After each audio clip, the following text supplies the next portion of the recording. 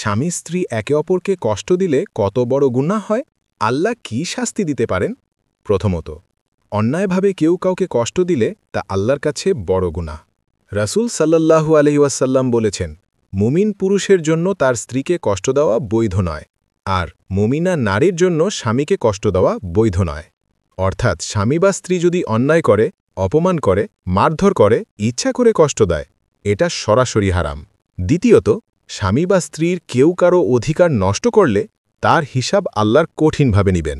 রাসূল সাল্লাল্লাহু আলাইহি ওয়াসাল্লাম বলেছেন, কিয়ামতের দিন মানুষের মাঝে প্রথম যে বিষয় বিচার করা হবে তা হল সালাত, আর মানুষের হক নষ্ট করা নিয়ে কঠিন বিচার হবে।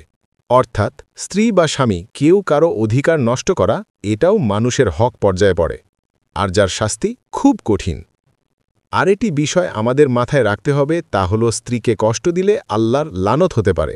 রাসূল সাল্লাল্লাহু আলাইহি ওয়াসাল্লাম বলেছেন, স্ত্রীকে নিয়ে জুলুম করো না, অন্যায় করো না, নারীদের ব্যাপারে আল্লাহকে ভয় করো। অর্থাৎ স্ত্রীর উপর জুলুম করা আল্লাহর গজব ডেকে আনে।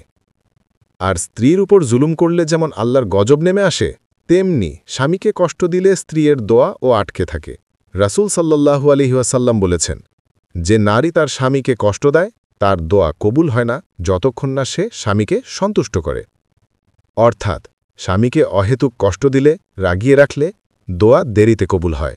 তবে স্বামী যদি নিজেই জালেম হয়, অত্যাচার করে, সেক্ষেত্রে স্ত্রী অত্যাচারের বিরুদ্ধে দোয়া করলে তা দ্রুত কবুল হয়। সবথেকে বড় কথা কি, কিয়ামতের দিন অধিকার লঙ্ঘনের বিচার হবে। একজন সাহাবী জিজ্ঞেস করেছিলেন, হে আল্লাহ রাসূল, যদি স্বামী স্ত্রী পরস্পরকে কষ্ট দেয়? রাসূল বললেন, যার অধিকার নষ্ট করা হয়েছে তার কিয়ামতের দিনে তার পক্ষ থেকে প্রতিশোধ নেওয়া হবে। দুনিয়ায় কেউ কাউকে কষ্ট দিয়ে পার পেয়ে গেলেও আখেরাতে প্রতিটি কষ্টের হিসাব দিতে হবে। নেক আমল কমে যাওয়া, অপর পক্ষের গুনাহ নিজের ঘাড়ে নেওয়া, কঠিন শাস্তির মুখোমুখি হওয়া, আর এতে দুনিয়াতে অশান্তি লেগে থাকে। মনে অশান্তি, সংসারে বরকত উঠে যাওয়া, রিজিকে সংকট, পরিবারে কলহ লেগে থাকা, দোয়া কবুল না হওয়া।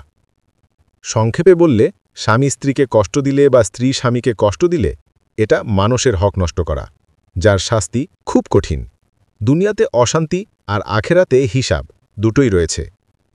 এর সমাধান খুব সহজ, পরস্পরকে ক্ষমা করা, অধিকার আদায় করা, কষ্ট দিলে ক্ষমা চাওয়া, আর দোয়া করা, রব্বানা হাবলানা মিন আজওয়াজিনা ওয়া যুররিয়াতিনা কুররাতা আয়ুন।